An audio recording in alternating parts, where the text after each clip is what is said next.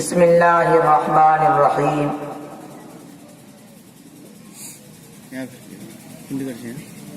مسئلوں کے اس طرح اب حل نکالے جائیں گے، مسئلوں کے اس طرح اب حل نکالے جائیں گے، آئینوں کے شہر میں پتھر اچھالے جائیں گے، حادثے وقت کی رفتار ہوئے جاتے ہیں، حادثے وقت کی رفتار ہوئے جاتے ہیں، مرحلے اور بھی دشوار ہوئے جاتے ہیں، بات کرنے کا سلیقہ بھی نہیں ہے جن کو، وہ بھی اب صاحب کردار ہوئے جاتے ہیں۔ الحمدللہ وحدہ والصلاة والسلام على من لا نبی بعدہ، اما بعد، قال اللہ تعالی فی القرآن المجید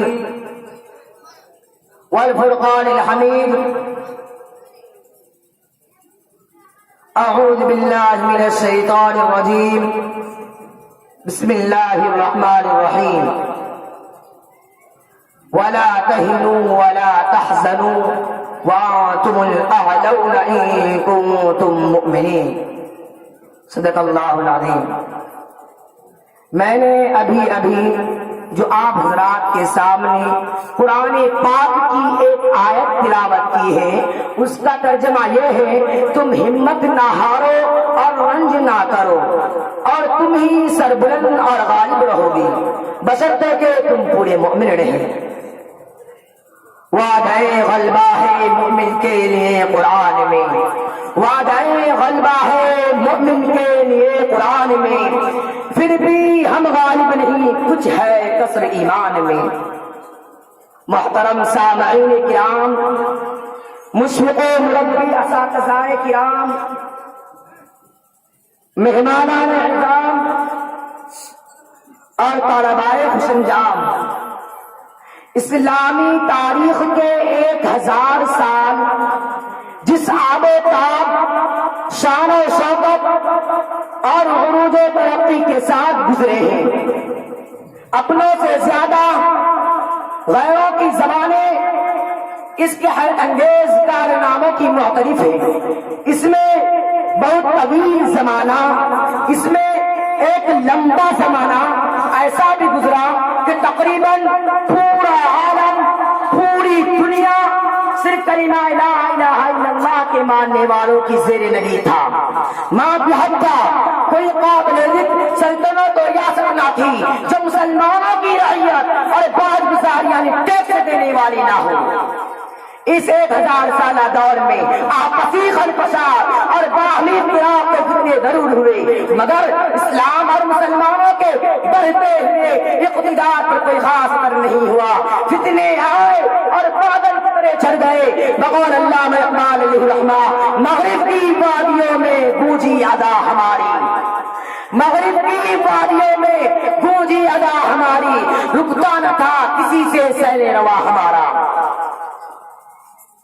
لیکن تقریباً 11ویں صدی ہجری اور 17ویں صدی عیسوی مسلمانوں کے مسلسل اور عموم الحقاق اور اقوام یورپ کے عروج و ترقی کا زمانہ ہے۔ اس وقت سے مسلمانوں پر مسلسل فتنوں کا طوفان اور علمی، عملی، اخلاقی، معاشرتی، سیاسی، اقتصادی تمام شعبہ زندگی میں، زندگی کی تمام حصوں میں عالمگیر انحطاط اس تہذیب کے ساتھ رہا ہے کہ مسلمانوں کے موجودہ حالات کا اگر 100 برس پہلے زمانے کے ساتھ موازنہ کرنے لگے، اندازہ کرنے لگے، تو محسوس ہوگا وہ کوئی اور قوم تھی اور یہ کوئی دوسری قوم ہے۔ حضرات گرامی، اس میں شک نہیں کہ یہ سب ہمارے اعمال کے نتائج اور قرآن و حدیث سے قبل حیات کے ثمرات ہیں۔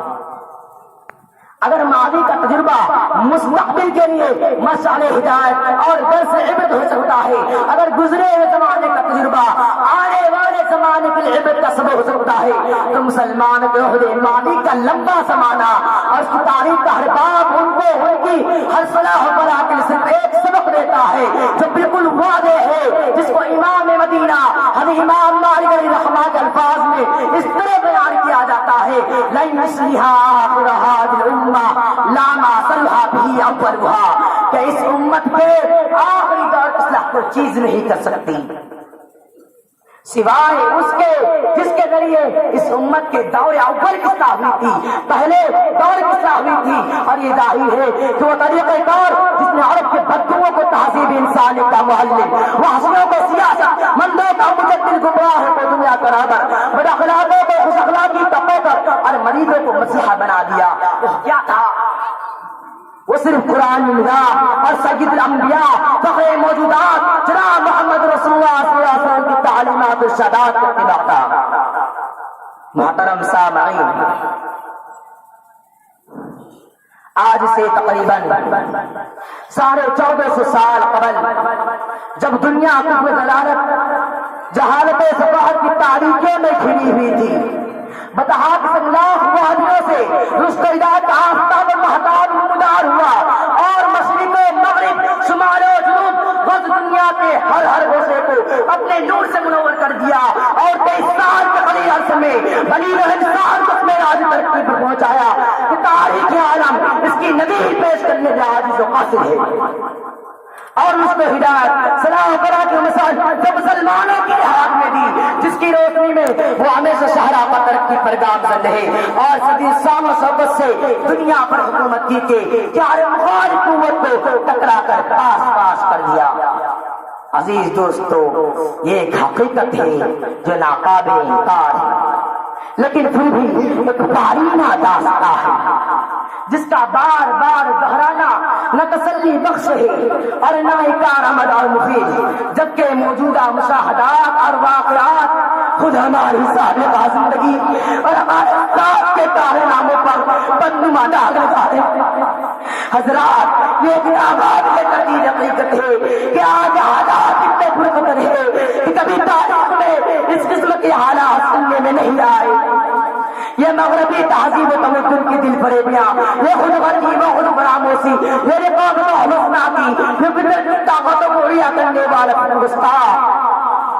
یہ ترقیات کے پردے میں تنزل حالات اس سے پہلے دیکھنے میں نہیں آیا. اور پھر یہ قوم ملت اپنا بہترین عطا تھا اور اپنے سیادت و قیادت کے پاکیزہ اصول رکھنے کے باوجود دوسروں کی دستنگر بنی ہوئی اور اس امت کے افراد اپنے کلچر ثقافت سے آشنا ہی نہیں. اور دوستوں، خاص طور امت مسلمہ کا نوجوان جو ستاروں پر کمنڈے ڈال دیا کرتا تھا، جو خود پہاڑوں کو زیر کر لیا کرتا تھا، جس کی آگے بڑی بڑی طاقتوں کی جبیں خم ہو جایا کرتی تھی، جو دریا سمندروں میں اپنا راستہ تلاش کر لیا کرتا تھا، جن کی عمل سمجھ سے ستارے شروع ہو جایا کرتی تھی، جن میں سلیمان جیسی دانائی اور ایوب جیسا صبر تھا جو صرف اور صرف خدا کے سامنے جھکتا تھا. لیکن دوستو، آج وہ نوجوان جو بے بات کی شجاعت اور عزم و حوصلہ بات بنا ہوا ہے، اس کے حصے میں تعاون کے بعد اور راحت و آرام ہے. ان کی زندگی، ان کی سیرت و کردار اور ان کی ذہن و دماغ میں کوئی انقلابی تصویر ابھر کر نہیں آ رہی ہے، جبکہ نوجوان ملک ملت کا قیمتی سرمایہ ہے جس پر قوم ملت کے ترقی و تنزلی اور عروج و زوال کا مدار ہے. یہ قوم ملت کے مستقبل کا روشن ستارہ ہے، بلکہ قوم کی ساری امیدیں انہی سے وابستہ ہوتی ہیں. تاریخ شاہد ہے کہ نوجوان اپنے قوم کے لیے ناقابل فراموش کارنامے انجام دیے ہیں اور ہر تحریک میں کارہائے نمایاں انجام دیے ہیں. عزیز دوستو، ایک حقیقت ہے کہ نوجوان انقلاب کا پیش خیمہ ہوتے ہیں. مستقبل کے تعمیر ترقی میں ان کے افکار و عزائم کو بڑا دخل ہوتا ہے. ان کی تعمیر ترقی قوم ملت کی تعمیر ترقی ہوتی تھی. لیکن دوستو، آج نوجوان کی حالت یہ ہو گئی ہے، وہ ایمان سے بے سرور حقیقی معرفت کا اس کے پاس کوئی نام و نشان نہیں اور نہ کوئی اس کا مقام ہے، نہ منصب ٹھکانا. وہ در در کے ٹوکرے کا ادا کر رہا ہے جو تمام دنیا پر حکومت کر رہا تھا، آج غلام بنا ہوا ہے. وہ جو سمندروں میں گھوڑے ڈالتا تھا، آج خود بارش سے ڈرتا ہے. وہ جو ہوا کے لوگ کو موڑ دیتا تھا، آج ہوا کے کپڑے اس کے کے رخ کو جھلسا دیتے ہیں۔ کہ جو دہتی ہوئے آگ سے صحیح ساتھ نکل جایا کرتا تھا،